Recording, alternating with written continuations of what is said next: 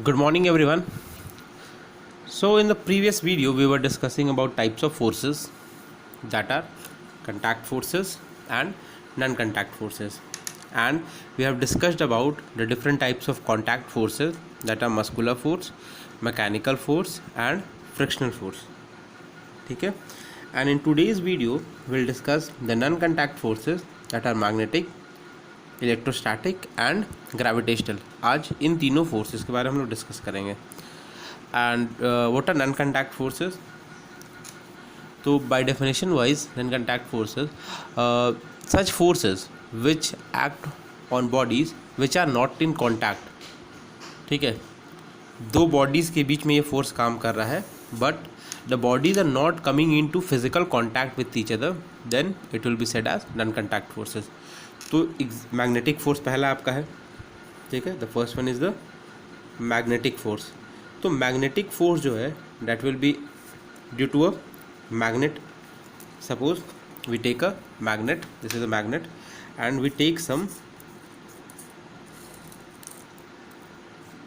Iron pieces. तो ये कुछ आयरन पीसेस हैं और ये एक मैग्नेट है. देन व्हाट हैपन्स कि आप मैग्नेट को बस नज़दीक ले जाते हो. ठीक है, you don't bring it into contact with that, you just bring it closer. What happens, it attracts all the pieces of iron towards itself. ठीक है, इसको आप सेपरेट भी किए. ठीक है, सेपरेट किए फोर्स लगा के. Then even if you bring just it closer, what happens, if you keep at a certain height, it just attracts all the pieces of iron without coming in to contact with each other. इसे contact में नहीं आएगा, फिर भी ये क्या करेगा, इसको ये सारे जो आयरन पीसेस है सब आयरन पीसेस को अट्रैक्ट कर लेता है. ठीक है, तो this is an example of non contact force. ठीक है, iron pieces they attract the magnet attract the iron pieces. Suppose more example I take, this is a magnet. तो this magnet even when it is brought closer to another magnet, तो ये क्या करेगा, that will be attracted by these two magnets. ठीक है, तो physically तो ये कांटेक्ट में नहीं आ रहा था but then even it is what it is doing, इसको जस्ट रिलीज़ करते हैं तो क्या होता है, देखिए इसको अट्रैक्ट कर लेता है. ठीक है, तो फिजिकली तो कुछ चीज़ कांटेक्ट में नहीं आ रहा था but then even it is attracting this another magnet towards itself. Okay, या फिर इसको आप देखिएगा कि इसको अगर थोड़ा हम दूर रखें मैग्नेट को and just I move these two magnets around it, this small magnet starts to move here and there. This small magnet start to move here and there. It's due to the magnetic force, and this magnetic force is a non-contact force. Okay, समझ में आया? तो this magnet was attracting the iron pieces kept at a particular distance. तो ये क्या हुआ, this is a non-contact force. ठीक है, I hope you have understood the magnetic force. And this magnetic force this is used to you pick iron scraps from the garbage. Okay, and you see that when two magnets are brought closer to each other, so either they what happens, either they attract each other, they'll attract each other or they repel each other. Even sometimes you will see that कि ये एक दूसरे को ढकेलते हैं. ठीक है, ये contact में नहीं आ पाते, एक दूसरे को ढकेल रहे होते हैं. ठीक है, इनको सटाना थोड़ा मुश्किल हो जाता है. They don't come into contact with each other, थोड़ा ताकत लगाना पड़ता है इनको सटाने के लिए.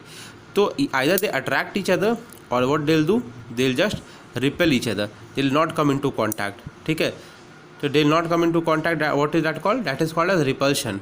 सो either two magnets they will attract each other और what they will do, they will just repel each other. ठीक है, so why does this happen? Because suppose you take two magnets, each magnet is having its pole, एक का north pole, the second another end is the south pole. ठीक है, आप एक और magnet लिए जिसका नॉर्थ पोल और साउथ पोल है. तो अगर अनलाइक पोल्स हैं, if there are unlike poles towards facing towards each other, then what will do, they'll attract each other. If unlike poles are just facing towards each other, they'll attract each other. And if suppose like poles come into play, such as यहाँ पे south pole है तो यहाँ भी क्या आ जाए, south pole, दोनों आमने सामने क्या आ जाए, साउथ पोल आ जाए। अगर लाइक पोल्स अगर आ जाते हैं तो what they'll do, they'll repel each other. So you can say that the like poles they repel each other and the unlike poles they attract each other. तो इस magnet के case में जो दिखा रहे थे वही हो रहा था। तो अगर अनलाइक पोल्स आए, unlike poles are there, unlike poles are there, they what they will do, they will attract, ठीक है। And if like poles are there, like poles are there, then they'll repel. Okay, you have studied this thing even in class 6. So now moving to the next force, that is the electrostatic force. ठीक है। So for understanding this electrostatic force, you'll need one scale, ठीक है, some paper pieces, small paper pieces, and a cotton cloth, some paper pieces all scattered around, and a cotton cloth, ठीक है, and a cotton cloth. So you need to just rub this scale on this cotton cloth, ठीक है, you need to rub this scale on the cotton cloth.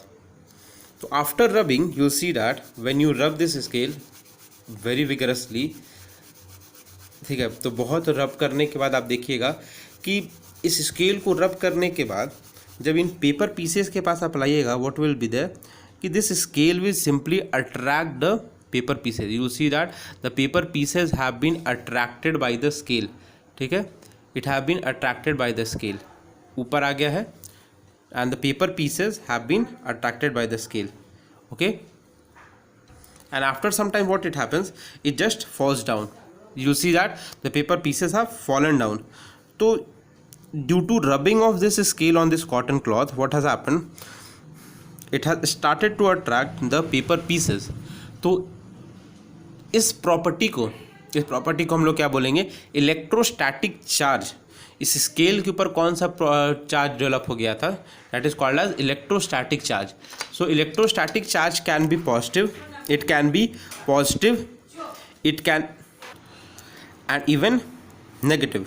ठीक है, it can be positive और negative. Positive भी हो सकता है और नेगेटिव भी हो सकता है, एनी ऑफ द थिंग. तो इस स्केल के ऊपर क्या हो रहा था, इसके स्केल के ऊपर कौन सा चार्ज डेवलप हो रहा था, इलेक्ट्रोस्टैटिक चार्ज डेवलप हो रहा था इस स्केल के ऊपर. When I was rubbing this scale over this cotton cloth, तो इस स्केल के ऊपर कौन सा चार्ज डेवलप हो गया, इलेक्ट्रोस्टैटिक चार्ज डेवलप हो गया, पॉजिटिव और नेगेटिव. इसके बारे में तो पता नहीं.